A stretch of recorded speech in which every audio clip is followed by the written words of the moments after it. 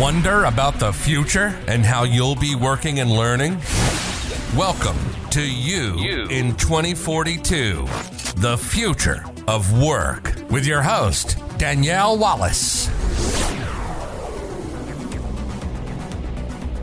Hello and welcome to You in 2042, the future of work. Joining me today is Lisa Taylor.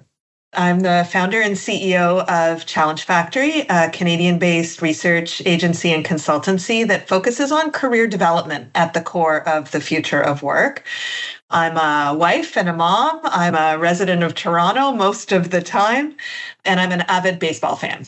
Oh, I love that. And those are fascinating hobbies with which to have. And amidst the fascinating and changing world that we're in, we think back to the past 17 years. There's been so much change. And as we look out to the next 17 years of 2042, can you imagine what the workforce might be like? Yeah, I can imagine. I mean, I think one of the things that is so core to the work that we do at Challenge Factory and that I end up writing about in my books is the fact that revolutions follow patterns, that everyone thinks that revolutions are chaotic and unpredictable, but in fact, they go through the same phases over and over and over again. And so where we can't necessarily predict the exact outcome of exactly what everything will be like, we can absolutely predict what phases we're going to work our way through, from the emergent phase where everything feels like popcorn all over the place, new ideas, new leading speakers, it's on every conference agenda, but everything's kind of disconnected, new technologies. And then we get to an emergent phase where everything starts to coalesce and we start to see themes. So for the future of work, the themes that have been coalescing over the last couple of years has been changes related to workforces and changes related to workplaces. So things coalesce and start to become a little bit more organized. And then there's the phase where everything actually changes. And that's through a catalyst that happens.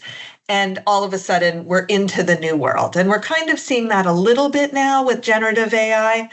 But basically, this pattern of this early phase, this emergent coalescent phase, and then a catalyst, that happened at the dawning of the internet. That happened with cell phones and smartphones. That's happening now. And so if you know what to watch for in the patterns, you actually can stay a little out ahead of the curve of what's coming next over the next 17 years within the workforce.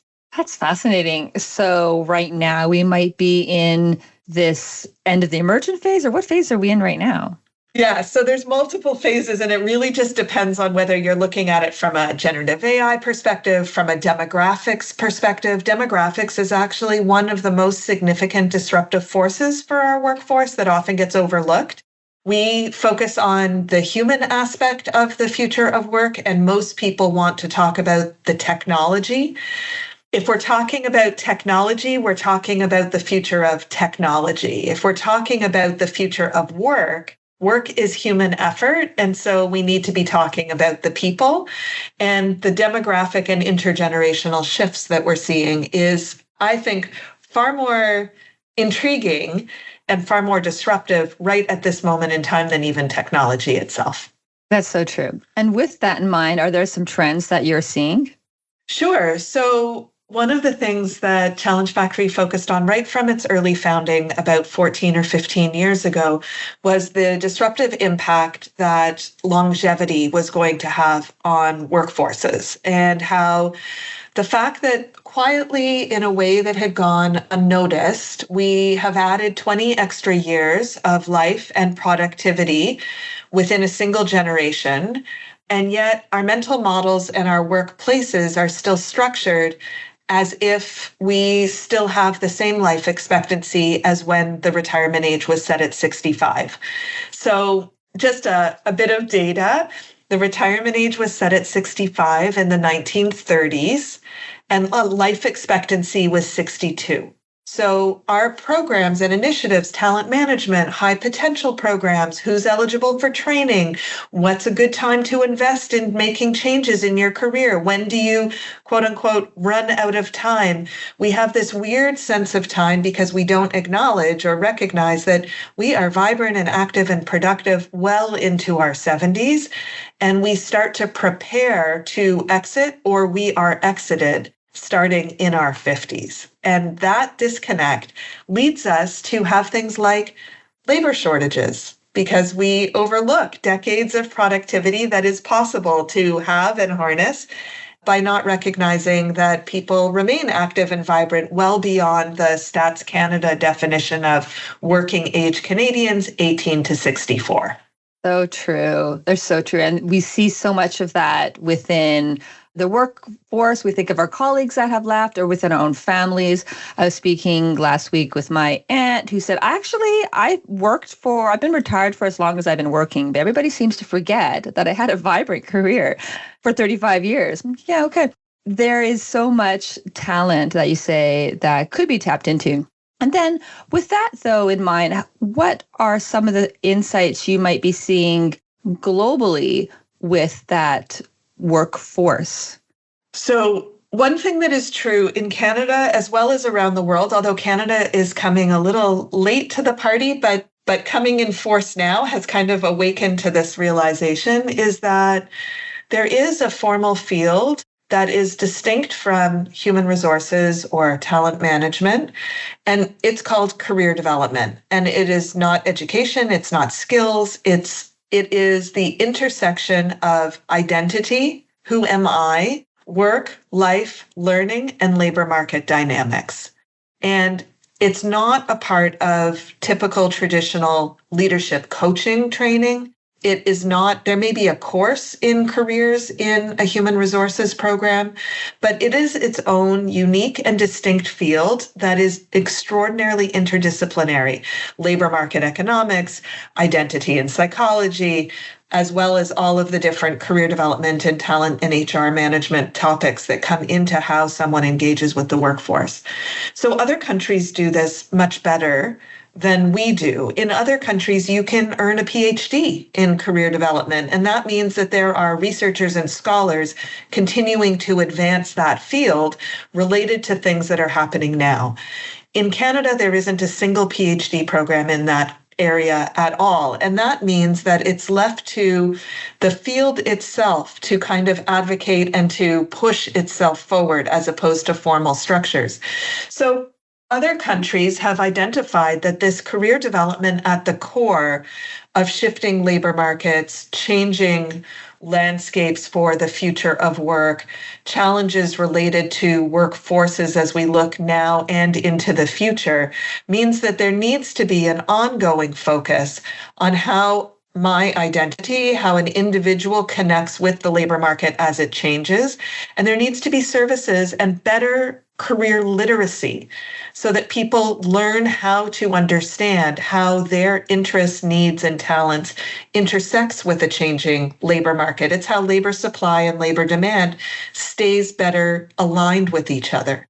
We don't have that in Canada. In Canada, we have a fail-first model for career development, which basically means if something happens in your career that is a massive interruption, you're laid off, you're injured, something happens to you that is like a moment of quote unquote failure within the normal structure of how careers are supposed to progress, then maybe you'll be provided with some kind of service in order to be able to help you navigate.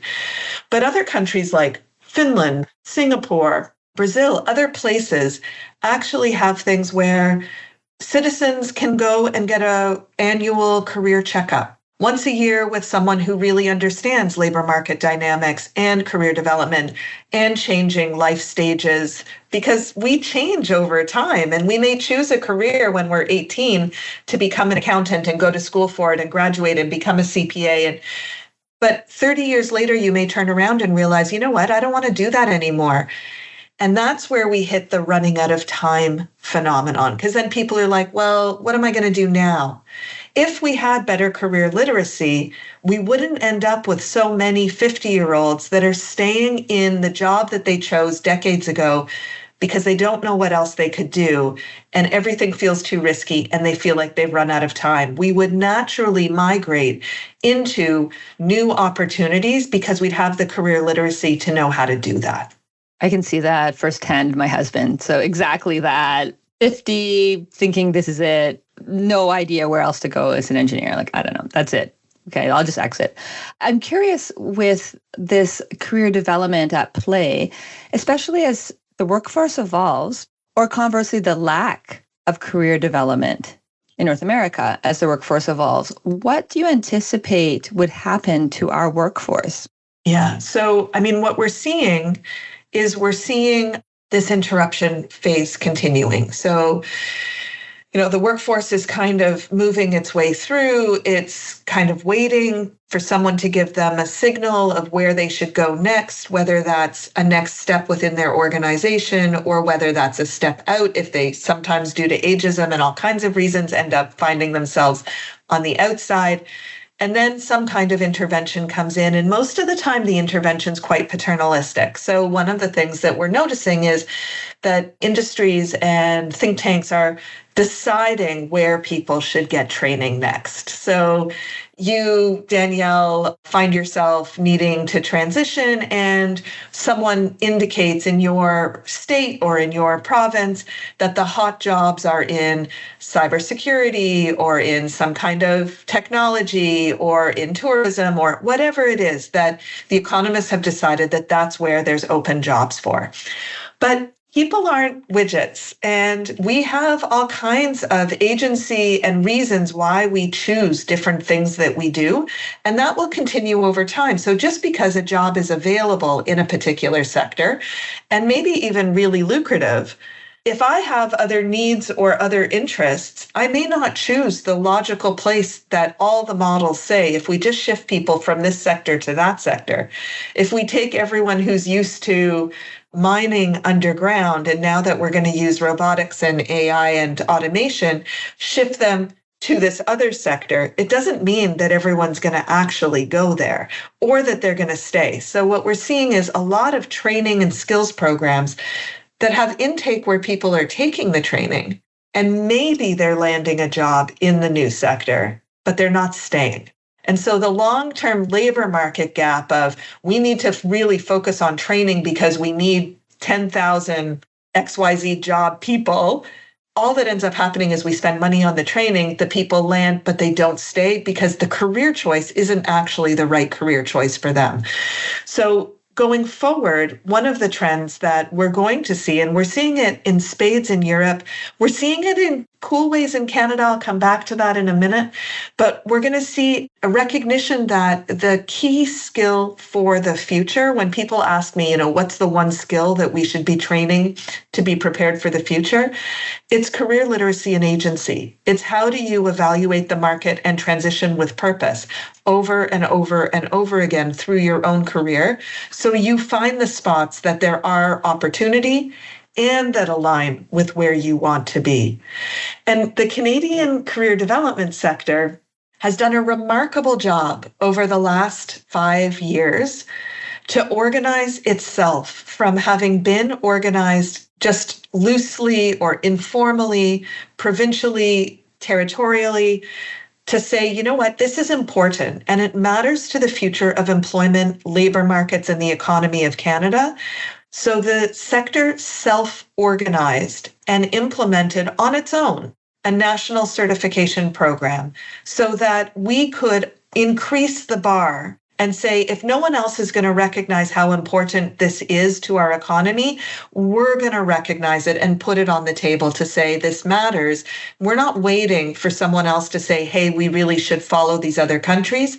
As a sector, we're going to do it for ourselves and for all Canadians.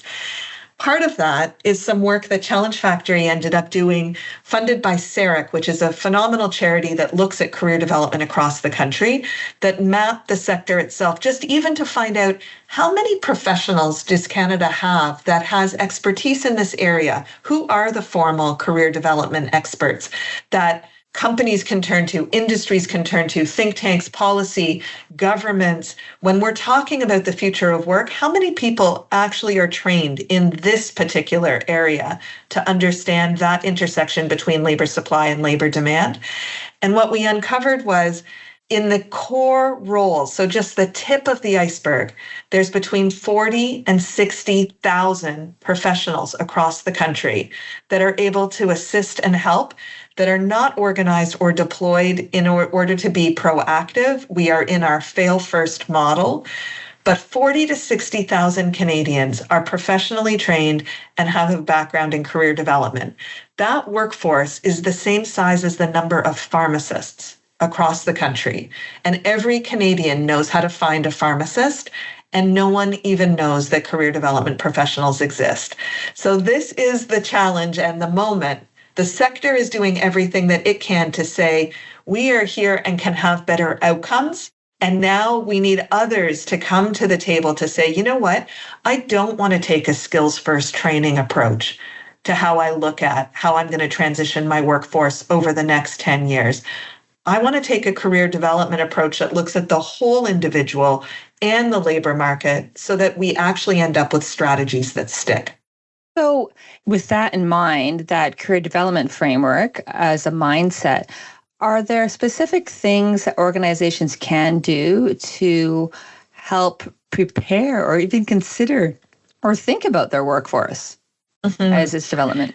Yeah, so often career conversations or career development is seen as like a once a year activity. And performance management is really the dominant structure that organizations look at. And performance management is really important.